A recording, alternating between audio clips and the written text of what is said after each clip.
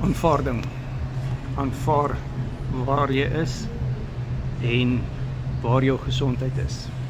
Maar verbeter dit. So jy begin by aanvaarding en dan gaan jy na verbetering toe. En met die karnivoordieet kan jy dit verbeter. Ek sit nou by McDonald's en ek drink 'n rooibos tee. Maar jy kan jou gesondheid verbeter, jy kan jou inflammasie vlakke afbring. Jy kan jou insulienweerstandigheid afbring. 80% van alle hoë bloeddruk is insulienweerstandigheid. Urinesuur wat hoog is insulienweerstandigheid wat urinesuur opreguleer.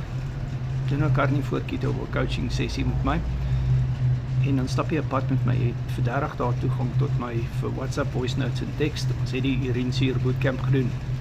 Urinesuur het baie nuances. Jy kan carnivore verkeerd doen en dan kan jy jou urinesuur erger maak. Maar met die carnivore dieet kan jy jou urinesuur afbring. En ons doen dit elke dag. Coach al vir 5 jaar, dit gaan nou vir die 6de jaar. Die carnivore kettlebell coaching. Ons het die bootcamps, opvoedkundige bootcamps. Ons bied nou juist die inflammasie bootcamp aan volgende Woensdag. Ons het vanaand 7 uur mindset recap 9 wat 'n gewone mindset bootcamp is waar jy die coaching vriende kan ontmoet. En die herhaling is hierdie inflammasie bootcamp. Dit is Woensdag 10 uur. Ons doen video-opnames van dit. Jy kry notas in Afrikaans. En jy kan my op jou WhatsApp hê.